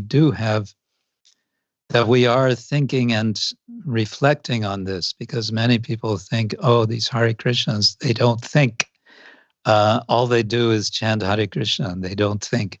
And they may be surprised that we do a lot of thinking, a lot of very refined reflection on a very vast collection of what we consider sacred literature. And it's an ongoing process, which, because we've created this course, we're encouraging members within our society to think more deeply and to discuss more expertly and more effectively about the content of our scriptural tradition, in order to come to deeper understanding for ourselves individually, for our community of Gaudiya Vaishnavas, and also for our presentation of what we take as valuable for everyone, our appropriate presentation for others in the wider world. Cool. So should I put a link? I'll put a link in the description if people want to learn more about the course you're talking about. Well, I have to say, this is still in early stages. Okay. We've taught it. Right. We've taught it twice to sort of small, sort of pilot testing groups. And I think it's going to be a while yet before we have, up and running for the world. All right, so to say. Cool. So what I would like to post, I'll have to give this. Well, maybe I can find it here now. Is a link to a film which I have prepared. It's a 1-hour documentary on the Bhagavata Purana. And it's a discussion which I had with several scholars. We had um, we had an academic conference in Chennai some years ago, and I interviewed them. So this may be of interest to some of your listeners. You can give me the link after, so we'll put that in the description. Okay, I'll give you later then. Cool. So, any other final points? I think that's it from me. Cool. So for now. Thanks for coming on. We've got a few more planned with Krishna Kshetra Swami. We're going to do one, I think it's next week or 2 weeks from now, same time, with Keith Ward. You want to say something about Keith Ward for the audience? I just mentioned earlier, he was my supervisor. He was my mentor I did a second master's degree in Oxford before I went into the doctoral program, and he was my mentor for that. He's a wonderful, highly respected scholar in Christian theology who had serious, I think he still has, he's retired now, he had serious interest in other traditions than Christianity. So he was interested in comparative religion and comparative theology.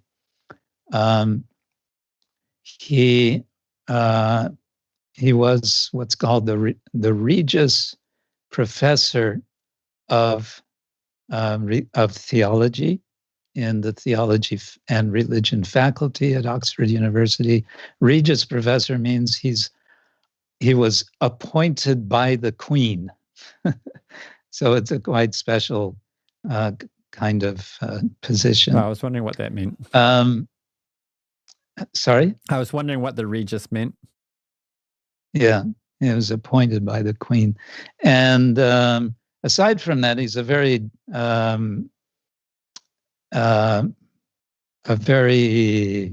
friendly person, someone one can talk with in a very, he's a very genial person, I think is the word. And his writing, I'm just rereading one of his books. He wrote a book for a general audience called God, A Guide for the Perplexed. And there's a lot of humor in it. It's theological. It's also historical, but it's extremely readable. And I think anyone of your audience would appreciate it. Cool. So if you enjoyed this, you won't want to miss that. We've got one question in the comments. We'll do that in a second. And if you haven't subscribed, please do so already so you can see more of these videos, and give us a like to boost it in the algorithm. And you can comment in the description. We can get some discussion going. That also helps the algorithm.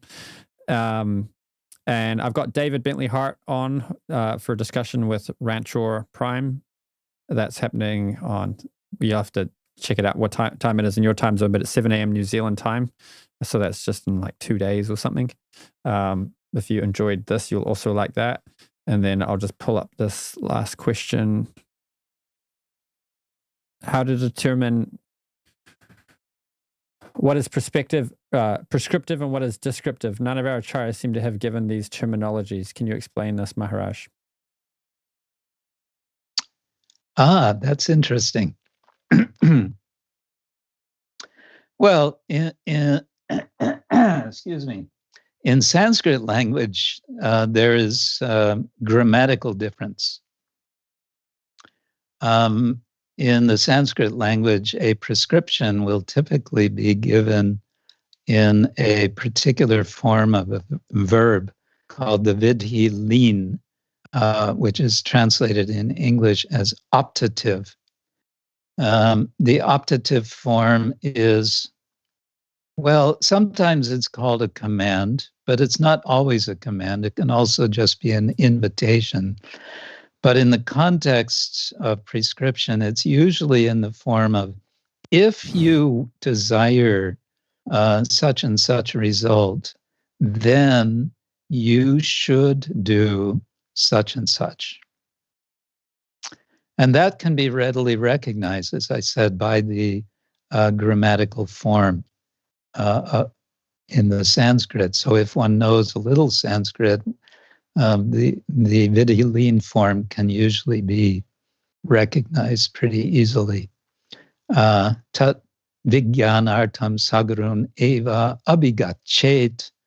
That abhigachet is a form you should approach if you want to know higher knowledge. Tat vigyana artam. If you have the arta, the interest of knowing vijnana of that, namely the absolute truth, tat vijnanartam sagurun eva abhigachet, then saha, he or she, gurun eva, one must specifically approach a guru.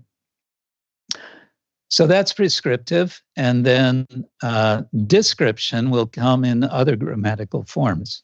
There are several different grammatical forms, which I won't go into and make everybody tired. Right. And then we've got one person saying Hinduism / Sanatana Dharma is not based on text. Texts were written by saints. And then they're saying God is one. Do you want to comment on that? Well, that's, it's funny. One professor I had who was teaching as a professor, not as a practitioner, about Hinduism, but I think there was a certain truth to what he said.